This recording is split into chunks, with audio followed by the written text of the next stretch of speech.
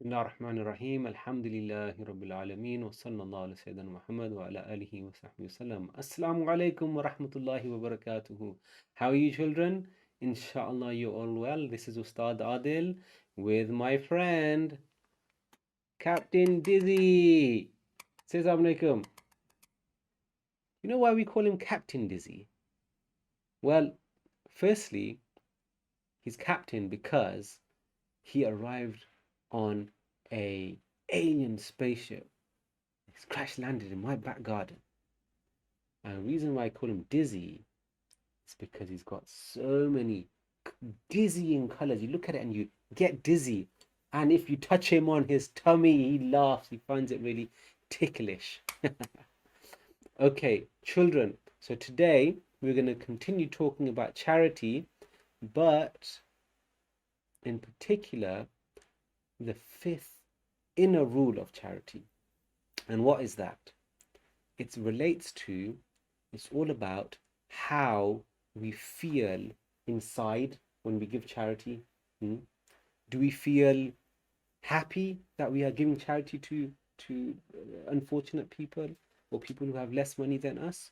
Or do we feel begrudging and we're not happy about giving the money away?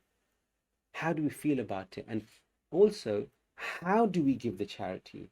Do we give it in a way that will make the person feel happy?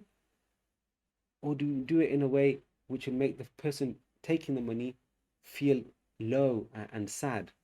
So this is the fifth inner rule of charity. Are we going to be speaking about the story of the king and his two servants? Yeah, I think we should. Yeah. Okay, let's start then. So there once was a king, and he was a great king. Everybody loved this king because he was so good to his subjects. And he gave some of his subjects land, and he said to his subjects, those people that work with this land and make food from here, make vegetables and fruit, and then give some of that to some of the people that don't have food. And to his other subjects, he gave money, and he said, work with this money, and extra money that you make from this money by doing business, then give that some of that extra money to those people I have not given anything to and that are poor.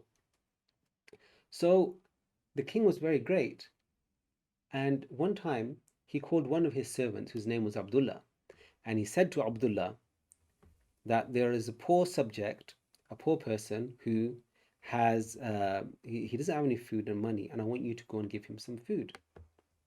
So Abdullah, he came and he listened to the king, and then he went in his car, and he went and met the poor person. And when the poor person saw Abdullah, he said, Alhamdulillah, how great is the king that he remembered me and sent food for me. But Abdullah said, stop. This food is not from the king. This food is from me. Yeah, how bad is that? Terrible, isn't it? How could he say that? Well, let's see. He said, this food is from me. And he didn't talk to the poor person very nicely, and he made him feel very sad. So the poor person was made to feel bad for taking the food. And Abdullah also said to him, remember who you got this food from. And when Abdullah gave the food to him, he held the plate very high up so that the poor person had to reach high to get the food. Yes, like this. So if I put something, my hand is up here, and you struggle to reach it, that will make you feel very bad, won't it, Dizzy? That's terrible. And then Abdullah went away. And then the king, the noble king, he called another one of his subjects, whose name was Abdul Haq. Now, Abdul Haq was raised as an orphan, and he knew what it felt like to be alone. He knew what it felt like to be poor.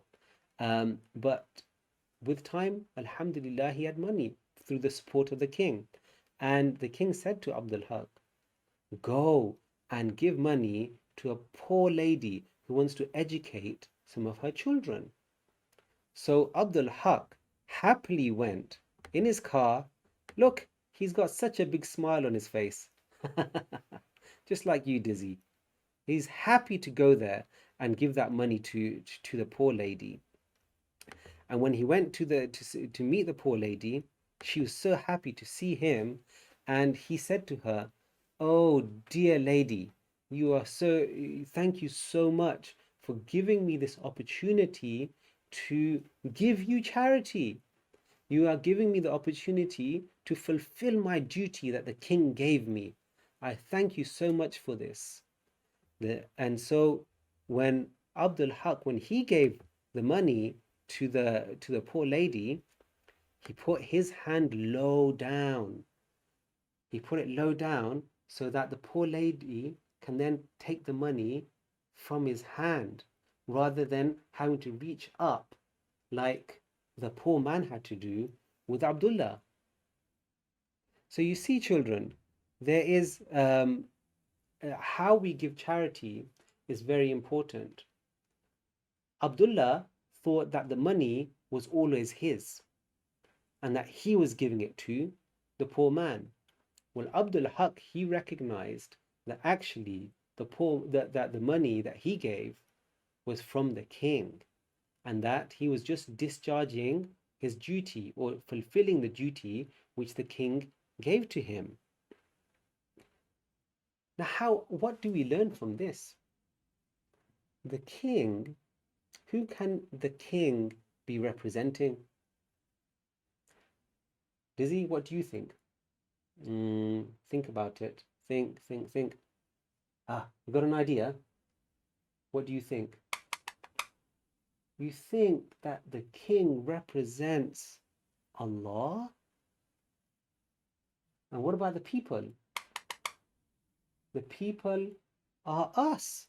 Abdullah and Abdul Haq are all of, like me and you guys, who Allah has given things to, who Allah has given money to, Allah has given houses to, Allah has given so many things to.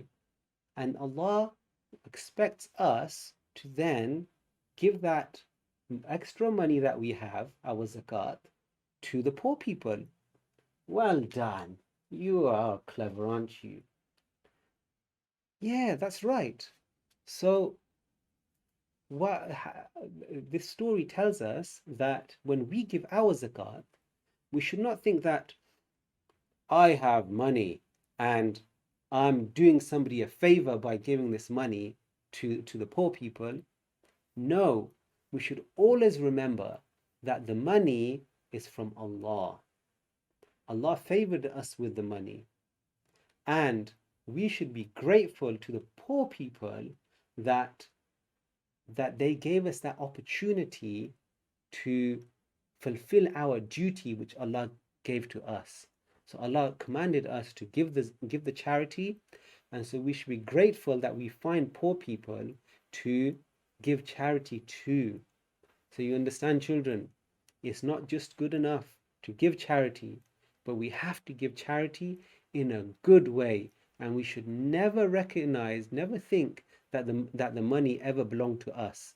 The money is from Allah, and He chooses to give it to whom He wants. And when we look at the poor people, we never think bad of them, and we don't make them feel bad for taking charity.